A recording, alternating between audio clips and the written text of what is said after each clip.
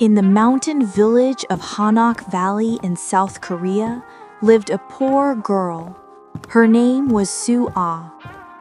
Even while living in an old wooden house, there was a strange spark in her heart. The villagers would say, Soo-ah's fate is dark. It will never change. She worked in the rice fields all day, but at night she would sit beneath the mountain and gaze at the moon. She felt as if the moon spoke to her. One night, a cool breeze began to blow. The moonlight suddenly grew brighter. From within that light, a fairy-like girl descended. Soo-ah was startled. My name is Yuna.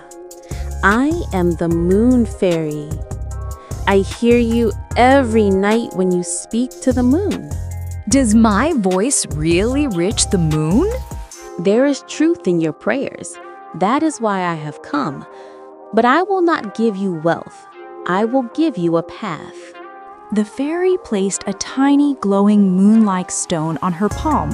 While giving that stone to Soo-ah, she said, Place it at the edge of your field.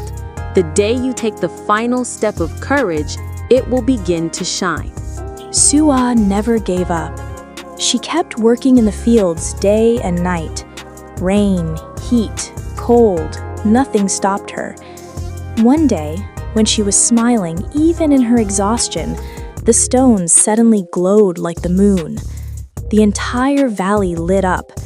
That light made her fields grow the richest rice harvest Hanok Valley had ever seen. The villagers were stunned. How did this happen? This girl has become magical. Soo-ah simply looked up at the sky, where Yuna, the moon fairy, was smiling silently. At the village bus stop, an old mother would sit every evening with a small thermos of tea. People used to say that no one ever stopped there, yet she still came every day. One day, a tired young man arrived. The mother gently said, Son, have some tea. Your tiredness will go away. The boy asked in surprise. You don't even know me, so why so much kindness? The old mother's eyes filled with tears. She said, Years ago, my son also used to come home tired like this. One day, he never returned. I'm still waiting for him. When I see a weary traveler, it feels as if he might be my son. Auntie, maybe destiny sent your tea for me. I too have been needing a mother's embrace for many days. The mother placed her hand on his head as if years of broken love had suddenly been restored. They both sat quietly for a while. The road was empty, but their hearts were full. As the boy was leaving, he said, I will come again tomorrow, if you will be waiting. Son, a mother's duty is to wait. The next day, for the first time in many years, she arrived there with a smile, because now she was waiting for someone she could call her own. In a faraway village lived a poor girl named Haya. Her home was a small hut made from date palm leaves, where she lived with her sick mother. There was hardly ever enough food in the house, but every morning before sunrise, Haya would head toward the fields. The fields were both her livelihood and her hope. While sowing seeds into the soft soil, she would tell herself, When this seed breaks through the ground, my hard work will also bloom one day. The villagers often teased her. Haya, you're so weak. How will you manage the fields? But she would simply smile and say, Hands are never weak, only hearts are. Days turned into months, and Haya's hard work forced the land to yield gold. The grains from her harvest were bigger, more beautiful, and better than everyone else's.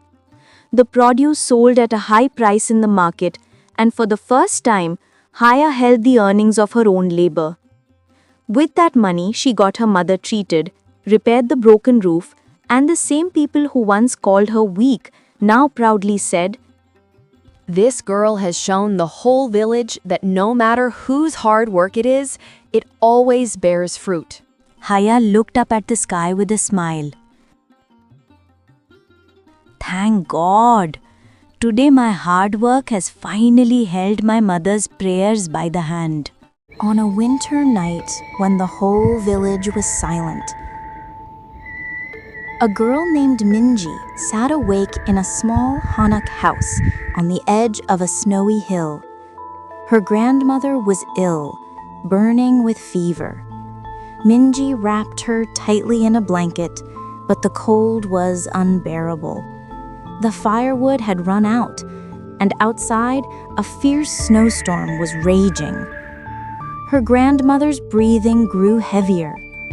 Minji had two choices: stay beside her or step out into the freezing night to find warmth. She gathered her courage. She picked up a lantern and stepped into the snow. Her feet were going numb, but she kept running. At a sharp turn, she slipped. The lantern went out. Darkness, cold, and the sound of her trembling breath. She looked up at the sky and whispered, God, just save my grandma. I'll be fine. In that very moment, a faint light appeared in the distance. The old woodcutter of the village, returning after being stuck in the storm. He saw Minji, stopped, and said, This is the granddaughter who never leaves her grandma alone. He handed her all his dry firewood. Go keep her warm. Minji ran back home. She lit the fire, the room grew warm, and her grandmother slowly opened her eyes.